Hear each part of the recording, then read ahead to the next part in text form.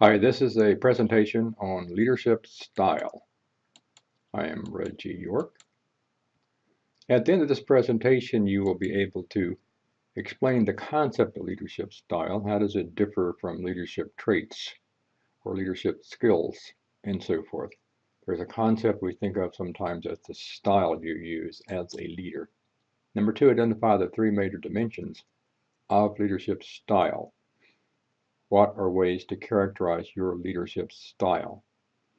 Does it refer to how much you orient yourself to the task to be done, or the relationships you have, or what?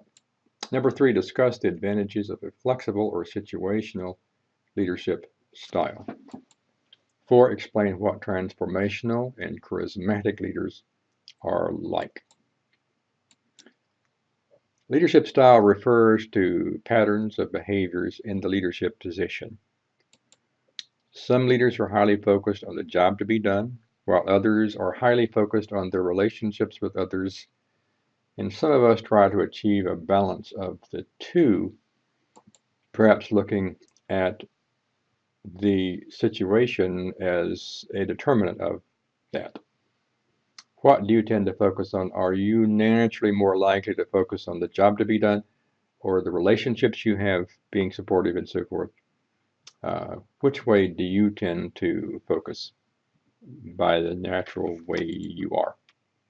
Three of the dimensions of leadership style, I would call one task-oriented behavior, which means giving directions, monitoring things, making sure the task gets done. Relationship behavior, substantially that means being supportive, encouraging, showing empathy, and so forth. Participative behavior refers to delegating decision responsibility so that staff have more responsibility for deciding what is to be done. Well, you might ask yourself the question, what style is better? Is one style better? Do you believe one style is the best? For example, is it better to be task-oriented or relationship-oriented, or to focus most of your attention on participation, or what? So does research suggest that there is a single leadership style that works best in all situations, or does research suggest that the leadership situation influences what style will work the best? What do you think? Well, the research suggests the latter, that that situational variables help determine which way you should go as a leader, whether you should be more focused on task, more focused on the relationship, or trying to do a balance of the two, and so forth. Let's look a little bit about what task behaviors are like. Things like telling group members what they need to do is an example of a task behavior. Setting standards for work performance is another task behavior of the leader. Making suggestions is another. Developing a plan of action is a fourth task behavior. Clarifying roles. Encouraging high productivity. These are the at least 5 of 6 of the examples of task behaviors. I'm just simply trying to illustrate what we mean by task behaviors. Relationship behaviors, being friendly, helping others feel comfortable, responding favorably to suggestions. When someone suggests something, a relationship oriented person would respond favorably, even if they aren't necessarily going to do what was suggested. But just to encourage the people by saying that was a good idea, maybe we ought to think about it, and so forth, even though it doesn't turn out to be the thing that's done.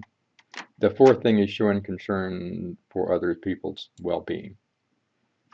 Engaging in self-disclosure is one of the examples of relationship behavior as well.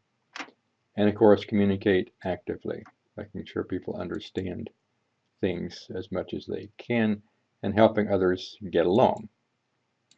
Let's talk about participative behavior. Participation, of course, means that the leader can delegate responsibility to others to help make the decision. So if you're the decision leader, you could, at the bottom of this list, we see no participation at all, meaning that certain people are not asked to participate at any level. The next level up, the one in the middle, is decision consultant.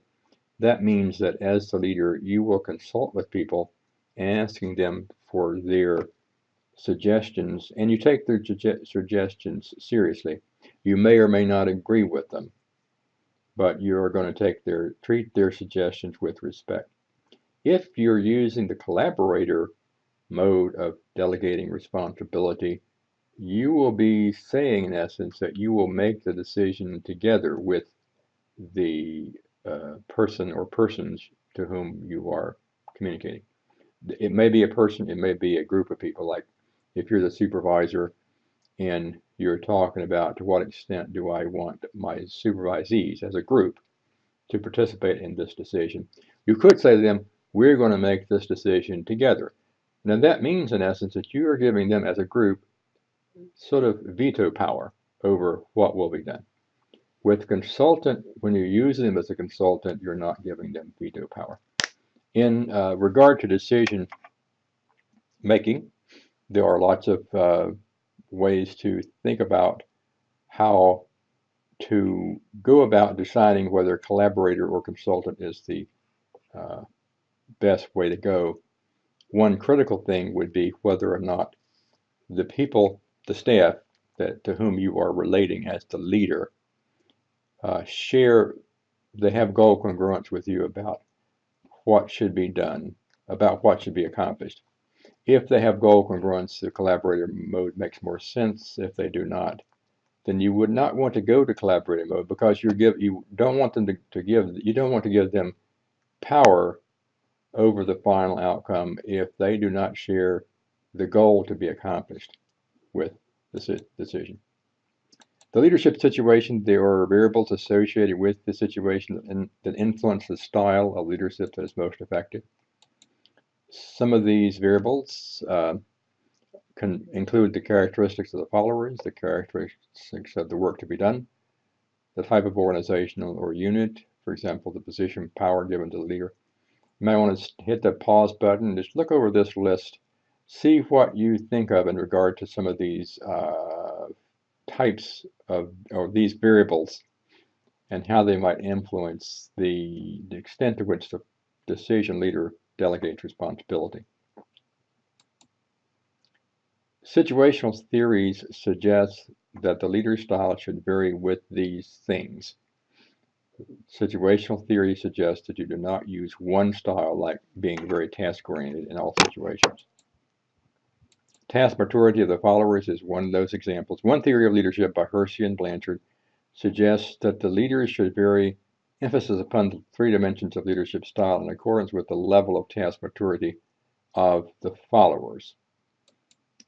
The task maturity is revealed by task ability and task motivation. The higher these things, the higher is the task maturity. If your staff have a lot of ability, that means they're more mature. If they have a lot of motivation for doing it well, they're more mature. So that's the key dimension that determines for the leader the level of decision responsibility that should be allocated. According to the same model, when followers are really low on task maturity, the leader should be task-oriented and not supportive or not relationship-oriented. You've got to focus on getting the job done. When task maturity is moderate, according to this model, the leaders should be supportive and more participative. When it is really high, that is to say, task maturity is really high, the leader should be participative and neither task-oriented nor supportive. In other words, the staff do not need your direction. They don't particularly need your support because they're very high in task maturity. So you should just simply delegate responsibility and more or less get out of the way. Let me talk briefly about the history of management, of leadership thought. The first studies of leadership focused on the traits of the good leader. Early research suggested that the traits of the leader only explain leadership and performance to a limited degree. The second phase of leadership thought focused on the two dimensions of task behavior and relationship behavior. The third phase added decision participation to the map. That's why I'm using all three of those dimensions in this presentation. The most recent phase has emphasized transformational leadership, what it is and what does it mean? So let's talk about that a little bit. Transformational leaders are visionaries who have charisma. They communicate a vision of the future that is compelling. They promote a higher emotional identity with the mission of the enterprise. They are most needed when change is required or the organization is facing a major challenge or crisis.